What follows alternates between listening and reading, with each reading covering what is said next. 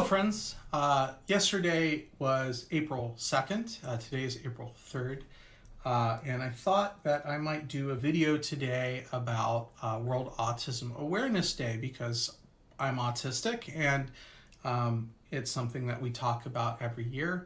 But then I went on Reddit and I saw a video of a woman who is apparently running for the US Senate, harassing some children selling Girl Scout cookies. And I looked at this video and I'm just dumbfounded. What would cause someone to want to yell at some Girl Scouts for selling cookies outside of a supermarket? It boggles my mind, some of the things that people do. And I gotta tell you, I come from a conservative family. My parents are both quite conservative. And even my extended family is quite conservative. And I don't know a single one of them that is against Girl Scouts or Girl Scout cookies. And so why is this woman who's running as a Republican in her state for US Senate going online harassing children outside of supermarkets that are fundraising for their troop, if she is running for a seat that is supported by conservatives? Even conservatives would not be supportive of that. This seems very strange to me. What's changing and affecting her behavior?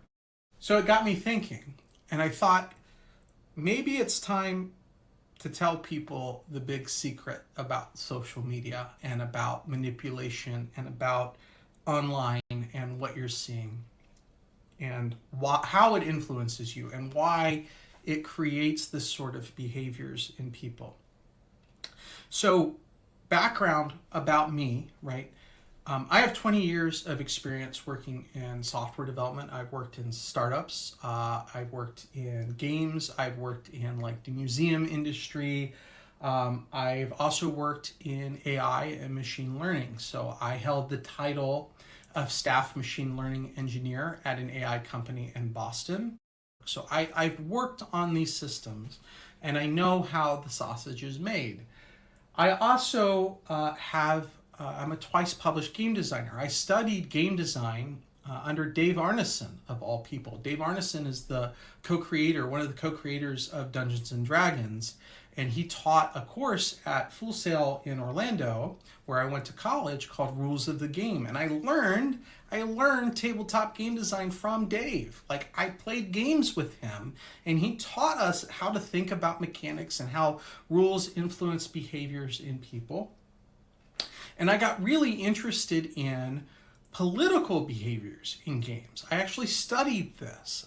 There's a guy named K. Robert Gutierrez who was instrumental, I think, in the creation of Magic: The Gathering Online, and was also one of original developers for Magic: The Gathering, I think, many years prior. And he has written a whole set of paper and research on how game mechanics and incentive systems influence the political behaviors of people.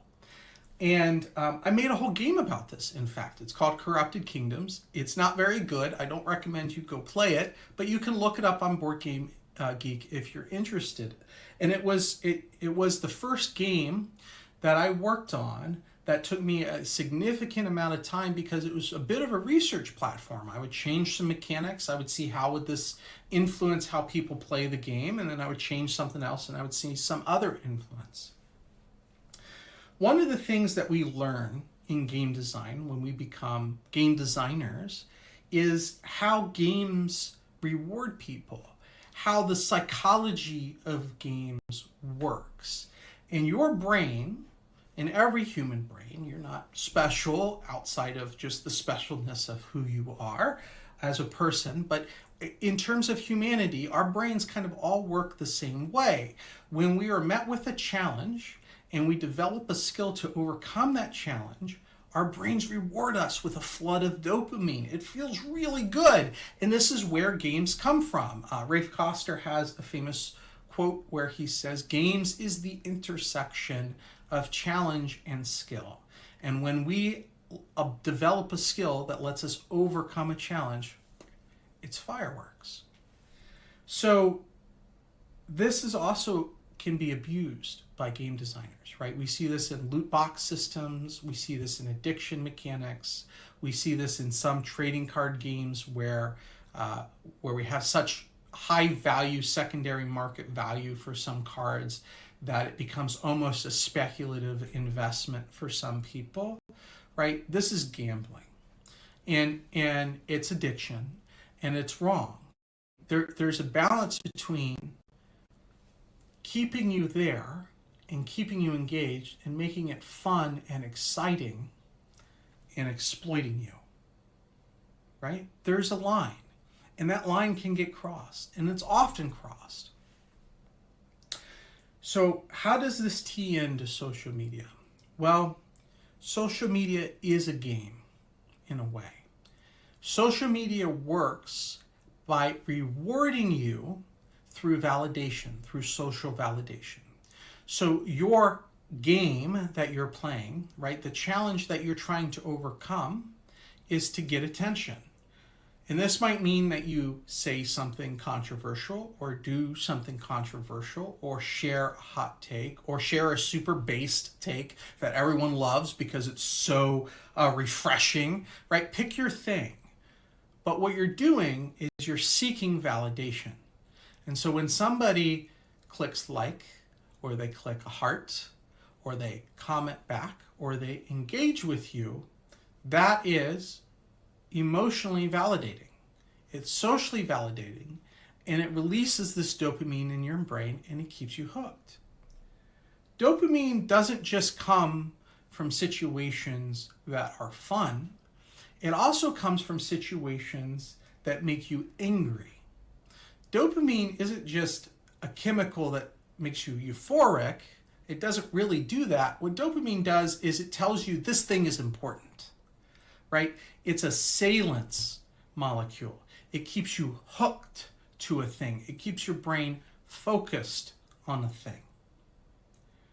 So if I can feed you content that makes you angry, that keeps you engaged, I'm going to keep you on that platform. I'm going to keep you continuing to like things, continuing to subscribe to things, continuing to view the advertisements and the other things that I want to feed you in order to influence you. These companies use the same sort of mechanics to get you hooked on content to keep you on the platform, right?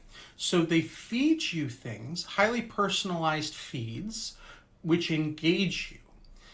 Whatever content that you engage the most with, that's the content that they feed you. So if you engage a lot with political content, they're going to feed you lots of political content. If you engage a lot with pictures of animals being rescued and being groomed, which is something that I watch a lot on YouTube right now because I find it cathartic and healing, YouTube shows me more of those things.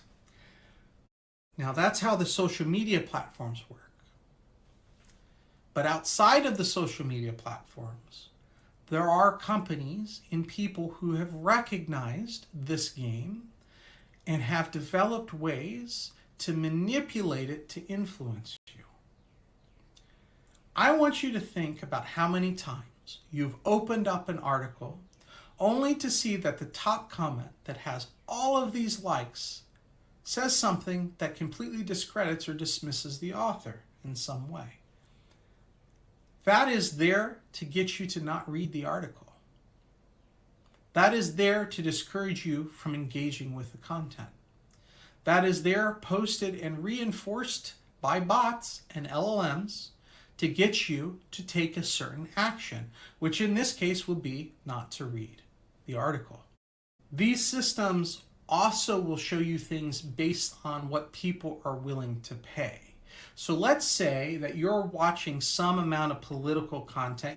You follow certain blogs or you follow certain podcasters, and now a billionaire or a company or a PAC or any group of people wants to get you to believe something else. They want you to think something else. They don't want you to buy chocolate milk anymore. They want you to buy strawberry milk. And so what they do after you're hooked on these platforms is they start advertising both the positive and the negative. And they'll feed it through all these different channels, right? Different influencers, different social media platforms, different podcasters, different blogs.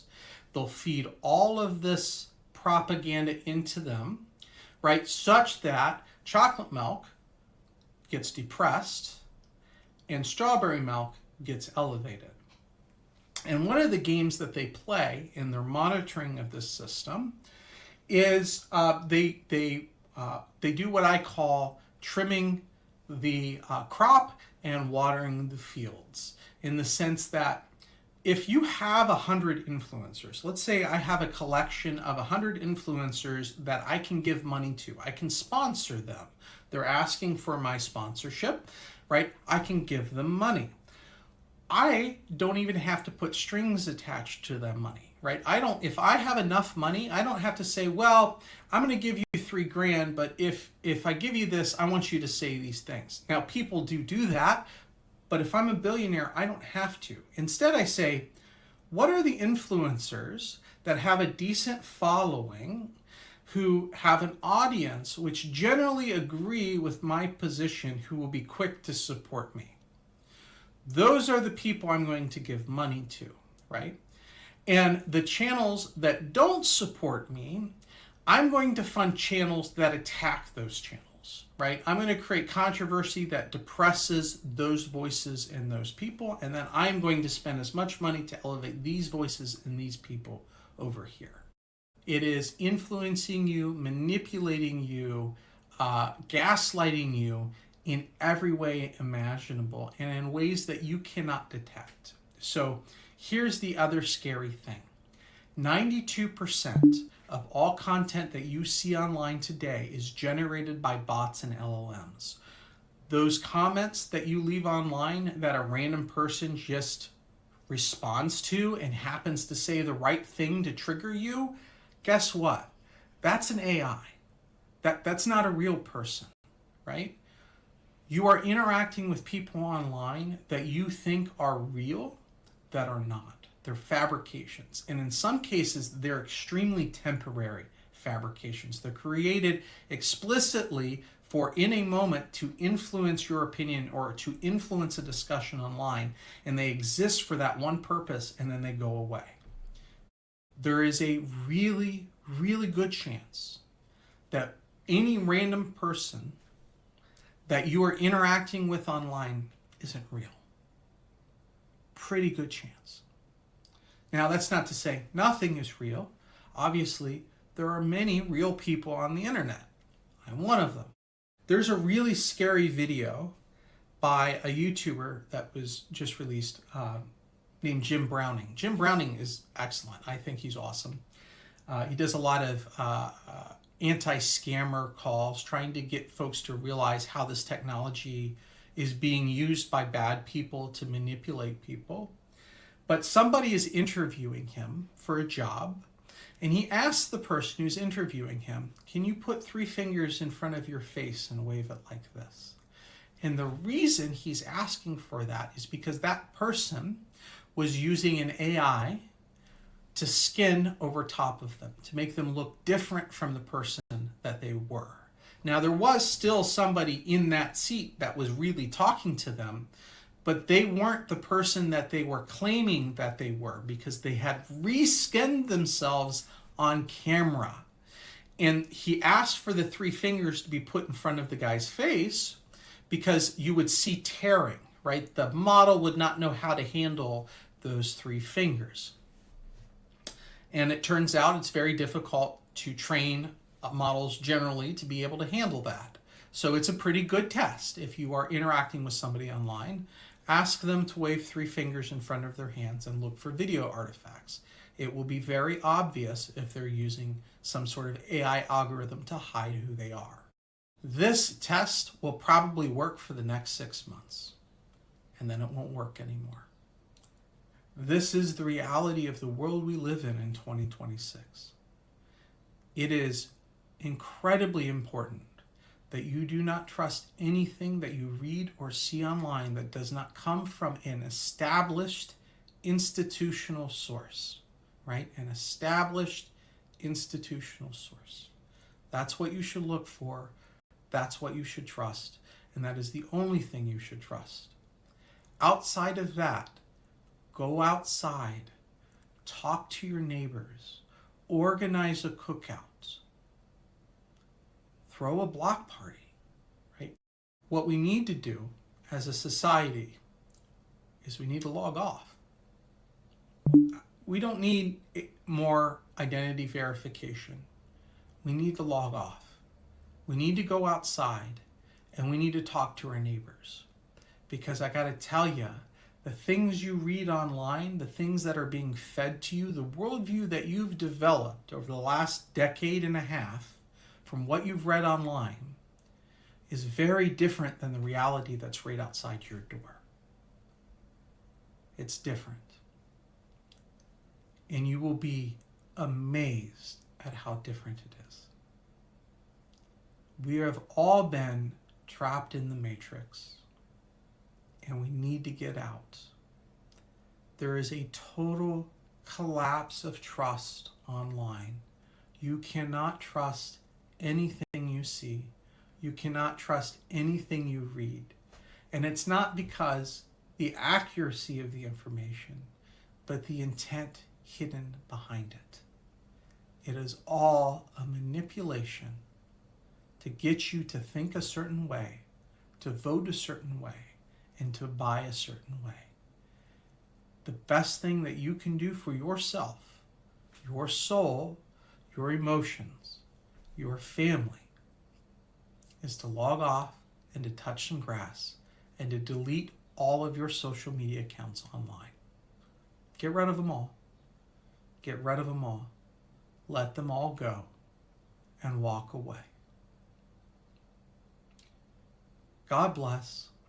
To good spirit and good fortune, I wish you the very best. Take care.